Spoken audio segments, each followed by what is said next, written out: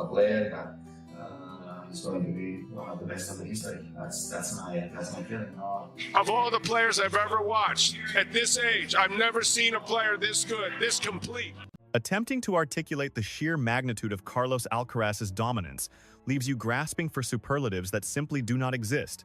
Fresh off his triumph down under at the Australian Open, the history books are being rewritten with statistics that frankly defy logic.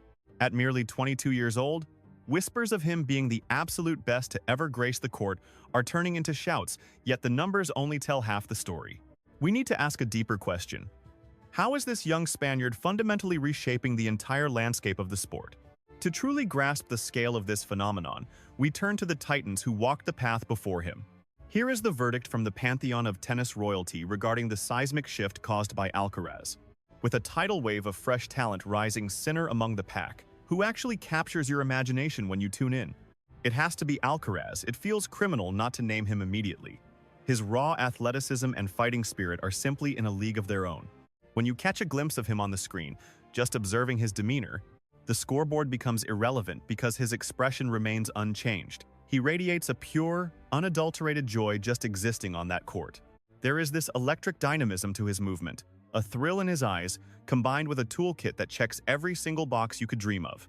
Layer that technical wizardry with his mental fortitude and genuine love for the battle, and you realize we couldn't ask for a better heir to carry the torch. You know the weight of chasing a career Grand Slam, specifically how the elusive French Open title grew heavier with every passing year. How do you perceive Carlos navigating that same suffocating pressure as he hunts for history at this tournament? It is the elephant in the room, isn't it? He is fully aware of the stakes and the chatter surrounding him. Think of it like Rory McIlroy chasing the green jacket at Augusta. These historical hurdles are mental mountains to climb. Ultimately, however, he channels all that energy into the opening round, locking into a strict point-by-point philosophy. That is the secret. Yet, the premise stands securing a career. Grand Slam at such a tender age would be nothing short of miraculous. So, we watch to see. If he can manifest the impossible this week, for the sport, it would be legendary, though the locker room will fight tooth and nail to derail that fairy tale ending. When I observe Carlos, I recognize a reflection of myself. There is a kinship in our decision-making, specifically the instinct of when to unleash a drop shot. It mirrors how I would approach the net, or toggle between aggression and defense, always striving to dictate the flow. We both prefer playing on our own terms, so I find it easy to inhabit his headspace during a match. Whereas with Sinner, I suddenly found myself strategizing how I would dismantle Jannik's game. But beyond those tactical flashes, I mostly just relish the spectacle as a spectator. That has been my modus operandi even during my active years on the tour. Unless I was scouting a direct threat for the next round, dissecting their vulnerabilities, I would sit back and simply marvel at Rafa battling through a second-round clash, letting the fan within me breathe, rather than remaining trapped in the cold mindset of a competitor. Nowadays, I am completely detached and at peace, though old habits occasionally flare up. Then consider the context. You have the holy trinity of Roger, Rafa, and Novak, the undeniable greatest to ever lace up their shoes. Out of nowhere, this Spanish teenager kicks down the door I recall spotting him when he was perhaps 17. You think to yourself, okay, the kid has hands, he's got wheels. But never in my wildest hallucinations did I expect this. He is the most complete package I have ever witnessed at that age, bar none. And he does it all with that infectious grin plastered on his face. It actually makes me envious. I'm not entirely sold on the dyed blonde hair, I'll admit, but if he keeps playing like this, he can do whatever he pleases. We should be on our knees thanking the tennis gods for sending us Carlos Alcaraz. Running my academy for 15 years, I see kids mimicking the icons, and I pray they study Carlos, his aggression, his forward movement, because that art form was dying. The volley had become an endangered species, but he is single-handedly resurrecting it. He is the oxygen this sport was gasping for at a critical juncture. We were all panicked, thinking, what happens when the titans fade? Who fills the void? With legends stepping away and Novak finally showing mortality, having Carlos and Jannik storm the gates forces everyone else to level up or get left behind. My only hope is that he preserves that electric style because it is simply captivating to witness. Look at the trajectory. He is already blazing a trail far brighter than nearly any prospect we have seen emerge over the last 8 to 10 years.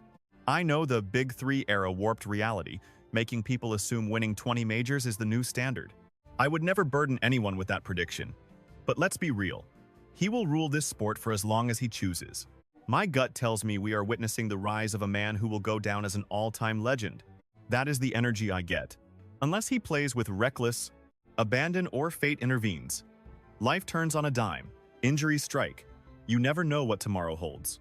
But if we must cast predictions today, based on the evidence, his ceiling is the stratosphere. If his body holds together, he is already at the summit.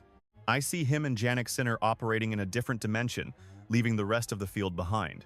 Without a doubt, frankly, I struggle to name many players capable of halting his momentum on tour.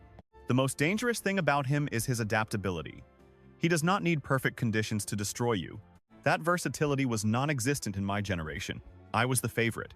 On clay, but nobody dominated every surface like this. Before today, no one played with this completeness. He wields a power that is simply overwhelming. It is wild that you and Carlos have such a storied rivalry despite the 16-year age gap. I have to ask, how has the dynamic shifted? What has changed in his game since that first duel? He is fundamentally the youngest human being to ever conquer the mountains he has climbed today. Do you consider him the greatest prodigy to ever pick up a racket? The scoreboard is a testament to an already stellar legacy. I have honestly run out of superlatives to describe the kid. Everything they say is true. He earns every ounce of glory, not just from peers, but the entire tennis community. He is a genuinely good young man, rock-solid values, wonderful family, and, of course, a legendary gladiator who has already carved a deep scar in the history books. And he is only 22. It is terrifyingly impressive. No doubt about it. The first time I faced him, he was what, 11? 12? No, wait, he was 18 or 19. Even then, the destiny of greatness was tattooed on him. But of course, the landscape has shifted. He has evolved physically, mentally, tactically. He is constantly reinventing his weaponry, which is exactly the paranoia a champion needs to survive. You can never be satisfied. You cannot get comfortable with your skill set. You must progress, or you regress, because the wolf pack is always chasing. So, does he have it all? Yes. The complete package, as I said, deeply respected. Huge congrats to his team and family. 22 years old. It is unbelievable. The sky is the limit for this kid. Absolutely no question. To capture 7 Grand Slams and all those accolades at such a tender age, he is charging forward at breakneck speed. Obviously, Sinner is right there with him. Those two will be locking horns for the biggest titles for years to come. Meanwhile, youngsters like me will just try to catch up.